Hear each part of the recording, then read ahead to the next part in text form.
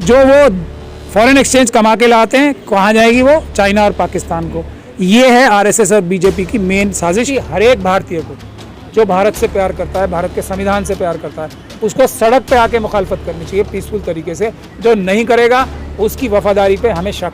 Air force, navy और Indian army तो उसको भी ठेके पे दे रहे हैं। अब ठेके पे कौन लेगा? यही अडानी अंबानी।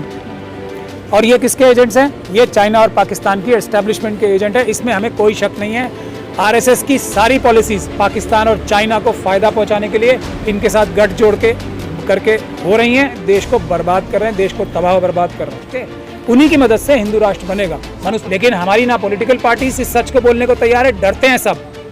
इसके बाद भी मैं बोल रहा हूँ, चाहे कोई भी पॉलिटिकल पार्टी हो, अगर वो इसको एम्प्लॉयमेंट का मुद्दा बनाना चाहती है, नौजवान रोजगार मांगने का मुद्दा बनाना चाहती है, तो वो देश के साथ बहुत बड़ा धोखा कर रहे हैं। ये सब जितने भी बड़े बड़े नाम है ना, इन सबको हम अम्बेडकरवादी जेल भिजवाएंगे। ये लंबे लंबे टाइम के लिए पाकिस्तान और चाइना की जासूसी करने के लिए जेल जाने वाले हैं। टाइम आ रहा है। ये जितने कोट और टाई पहन के बैठे हैं ना सब टीवी चैनल्स पे फ्रॉड, ये सब जेल जाएंगे। मनुवादी मानसिकता के बिजनेसमैन चाइनीज कम्युनिस्ट पार्टी के और पीपल्स लिबरेशन आर्मी के कंपनीज में डायरेक्टर हैं, फ्रंट कंपनीज में। आपको वो बना रहे हैं पॉलिसी देश की। कम से कम 50,000 करोड़ चुराए होंगे। और जो ये ज़ायोमी कंपनी है वो बैन हुई थी अमेरिका में अभी 2 साल पहले। ये फ्रंट कंपनी है पीपल्स लिबरेशन आर्मी, जो चाइनीज आर्मी है उसकी। ठेकेदारी प्रथा क्यों नहीं हटा दी? ठेकेदारी प्रथा पे आर्मी होती है क्या? किसी देश में है ऐसा? किसी देश में है ऐसा? तो होने जा रहा हूं ना। मैं वही कह रहा हूँ ना, ठेकेदारी पे आर्मी भी होगी। और वो ठेकेदार जो होंगे वो अंबानी और अडानी होंगे। मना है क्या रेगुलर नौकरी देना 23 साल करके? कौन मना कर रहा है? जी। कितने गुजराती जो हैं मनुवादी मानसिकता के बिजनेसमैन, चाइनीज पॉलिटिकल पार्टी जो है उनकी वहाँ पे एक ही है, कम्युनिस्ट पार्टी ऑफ चाइना, और पीपल्स लिबरेशन आर्मी, उसकी जो फ्रंट कंपनीज है उसमें कितने गुजराती डायरेक्टर्स हैं ये चेक कीजिए। तो ये जो गुजराती मनुवादी मानसिकता के बिजनेसमैन हैं, ये देश की हर एक पॉलिसी को कॉम्प्रोमाइज़ करा रहे हैं। इन्होंने इकोनॉमिक पॉलिसी कॉम्प्रोमाइज़ की। ट्रेड डेफिसिट आज 75-25 का है भारत और चाइना के बीच में। इन्होंने हमारी देश की अर्थव्यवस्था ख़राब कराने के लिए अपने जो स्पोक्स पर्सन थे उनसे इस्लाम धर्म के खिलाफ बुलवाया, ताकि क्या होगा, वहाँ पे जो लोग नौकरी कर रहे हैं उनको वहाँ से निकाला जाएगा।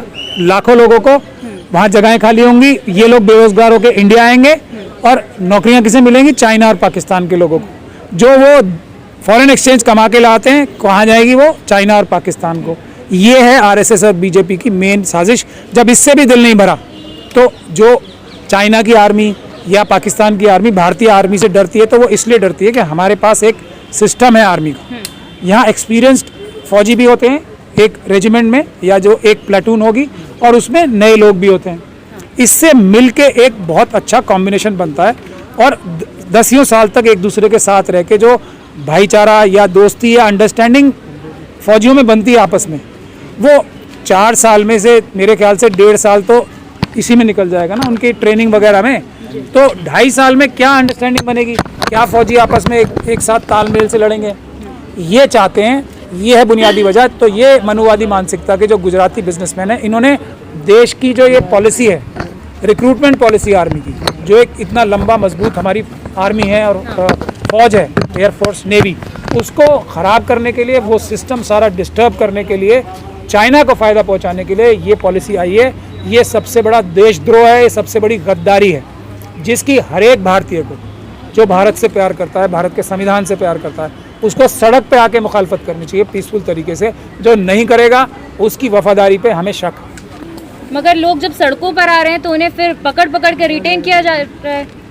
पैसे ही इतने मिल रहे हैं ना। अब ये देखिए, जब ये ठेके पे इन्होंने रेलवे, एयरलाइन सब तो ठेके पे दे दिया, सारी नौकरियां सरकारी ठेके पे दे दी।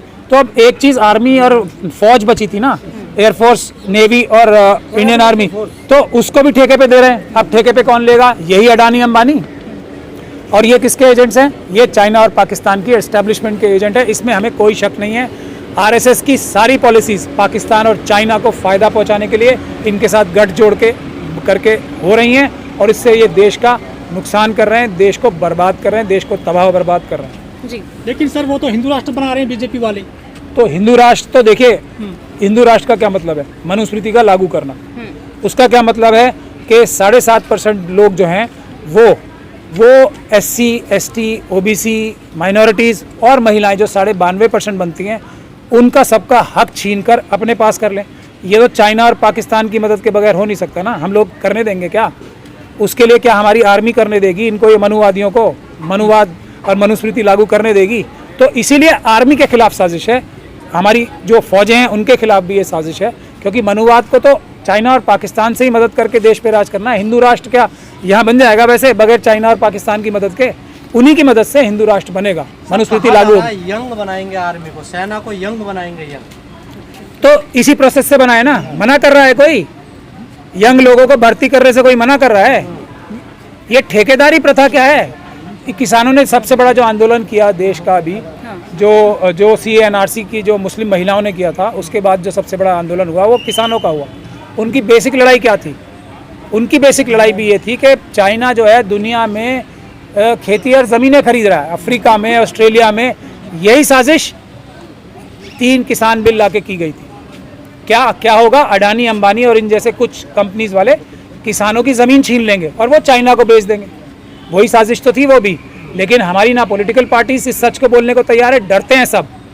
इसके बाद भी मैं बोल रहा हूँ, चाहे कोई भी पॉलिटिकल पार्टी हो, अगर वो इसको एम्प्लॉयमेंट का मुद्दा बनाना चाहती है, नौजवान रोजगार मांगने का मुद्दा बनाना चाहती है, तो वो देश के साथ बहुत बड़ा धोखा कर रहे हैं। ये सिर्फ और सिर्फ हमारी देश की सेना, जिससे पाकिस्तान और चाइना डरते हैं, उसको कमजोर करने की साजिश है और कोई साजिश नहीं है। कहा जा रहा है 20-25 लाख रुपए लेकर जाएगा अग्निवीर जो है रिटायरमेंट। ये जो देश के लिए वहाँ पे गोली खाने जा रहे हैं, आपको लगता है ये पैसे के लिए लड़ने जा रहे हैं? सर मीडिया तो यही बता रही है, मीडिया रिटायर्ड फौजी यही बता रहे हैं कि 20-25 लाख रुपए। मेरे ख्याल से तमाम रिटायर्ड फौजी नहीं बता रहे हैं। एक भी फौजी परिवार ये नहीं बताएगा जिनके परिवार टीवी पे बैठे रिटायर्ड फौजी जो है। टीवी पे, टीवी तो क्रिमिनल मीडिया पे ना, ऐसे बोलो।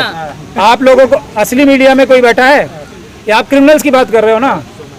क्रिमिनल्स हैं ना, ये तो उस कॉन्स्पिरेसी का हिस्सा है। ये भी तो चाइना और पाकिस्तान की एस्टेब्लिशमेंट से पैसा जो RSS को मिल रहा है, जो फायदे, ये मनुवादी मानसिकता के गुजराती बिजनेसमैन, यही तो है ये क्रिमिनल मीडिया के मालिक। तो उस पे मत बात, उस पे के बात आप देखते हो तो मुझे आप पे बहुत शर्म आ रही है। अगर आप गलत, एक मिनट इस सवाल का सबसे ज्यादा देखा जाता है, फिर आप लोगों को बहुत गलत फहमी है। आप जो सोशल मीडिया की सच्ची चैनल जो हो ना, न्यूज रिपोर्टर्स, ये उनसे 50 गुना ज्यादा देखे जाते हैं। आपको यही नहीं पता उनको कौन देख रहा है? घर घर में है सर, ये फ्री दे रहे हैं सबको। फ्री दें या कुछ भी दें, कोई नहीं। आपकी रीच, सोशल मीडिया की रीच इनसे 50 गुना ज्यादा है। इसीलिए आप पे रिस्ट्रिक्शंस लगाने की कोशिश हो रही है। अब आप लोग जीत रहे हैं। ये जो अभी जो हमारे देश के नौजवान ये जो प्रोटेस्ट कर रहे हैं ना, ये जीत चुके हैं। और सोशल मीडिया पे जो असली रिपोर्टर्स हैं वो जीत रहे हैं। ये सब जितने भी बड़े बड़े नाम है ना, इन सबको हम अम्बेडकरवादी जेल भिजवाएंगे। ये लंबे लंबे टाइम के लिए पाकिस्तान और चाइना की जासूसी करने के लिए जेल जाने वाले हैं। आप फिक्र मत करो। वो कहाँ जेल जा रहे हैं? आप जैसे लोग जा रहे हैं बोलने वाले जेल। ये अभी है ना, ये अभी का टाइम है। अभी आप देखो, टाइम आ रहा है। ये जितने कोटर टाइप पहन के बैठे हैं ना सब टीवी चैनल्स पे फ्रॉड, ये सब जेल जाएंगे, एक भी नहीं बचेगा। राज्यसभा जाएंगे। राज्यसभा से लोग जेल नहीं जाते क्या? जब संविधान का राज आएगा, और वो आने वाला है जी, सबको सबके गुनाहों की सजा मिलेगी, चाहे कोई वर्दीधारी हो या कोई कुर्ताधारी हो। तो सब ध्यान रखें। अभी बिल्कुल संविधान राज नहीं है। संविधान को तोड़ने की कोशिश की जा रही है।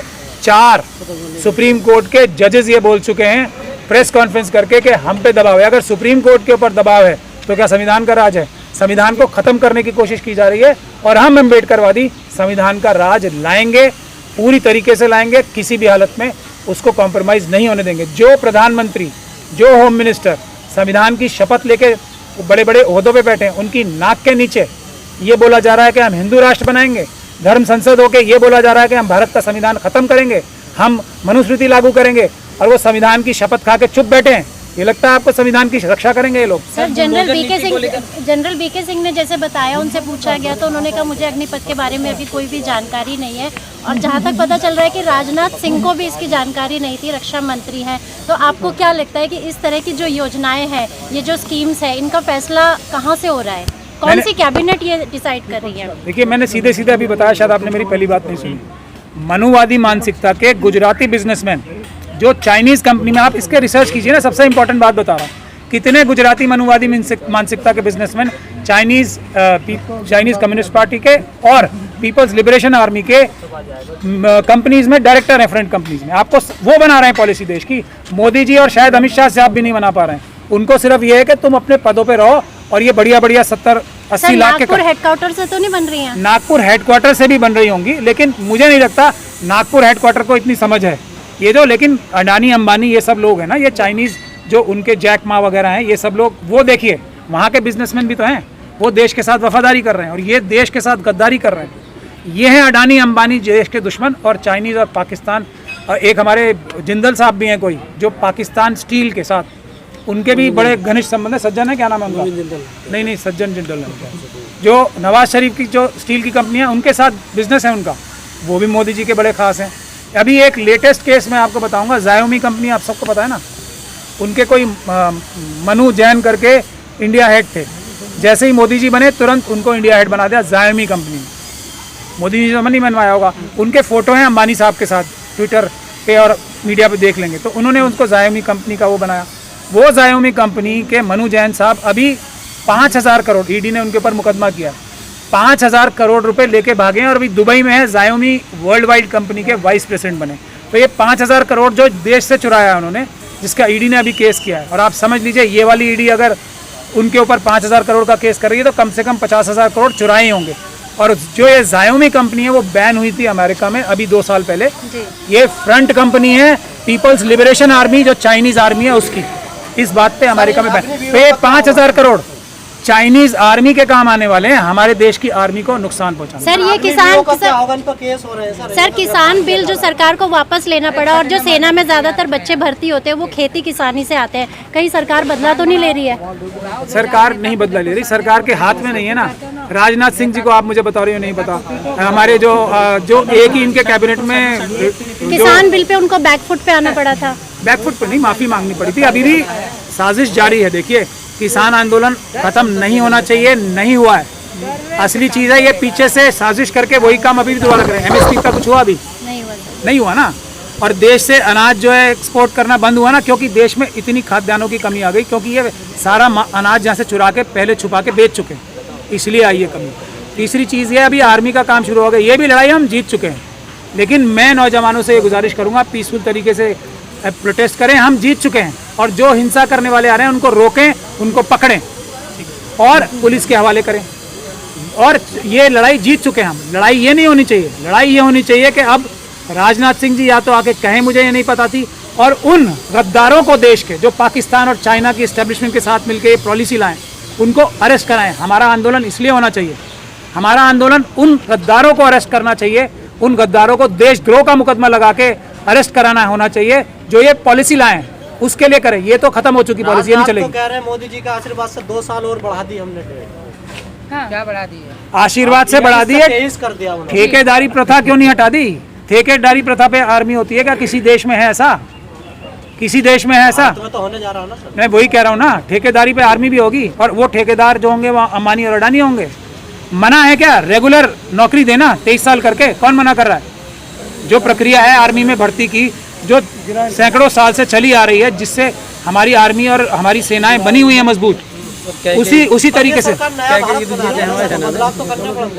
हाँ, जो चाइना और पाकिस्तान की एजेंसीज के साथ मिलकर भारत का नुकसान कर रहे हैं, वो नया भारत हम नहीं बनने देंगे। सर ये भारत किसान का, मजदूर का, नौजवान का होगा, या क्रोनिक कैपिटलिज्म की तरफ जो देश बढ़ रहा है, ये उनका भारत होगा? आपको क्या लगता है हम अम्बेडकरवादी इतने कमज़ोर हैं? हम श्रीलंका भी नहीं बनने देंगे। हम उससे पहले ही पीसफुल प्रोटेस्ट करके इन सभी लोगों की हम लोग जेल भिजवाएंगे। हम श्रीलंका की तरह इन्हें मारेंगे नहीं। हम लोग इनके RSS के एक एक व्यक्ति को, जो कल एक छोटी सी स्कूटर पे घूम रहा था और आज मर्सिडीज में घूम रहा है, हम चिन्हित करके सिर्फ इन 8 सालों में RSS और BJP के कितने ऑफिस बेयरर्स करोड़पति और अरबपति बन गए, उनको सबको चिन्हित करके जेल भिजवाएंगे, उनकी सारी प्रॉपर्टीज जब्त करा के देश के असली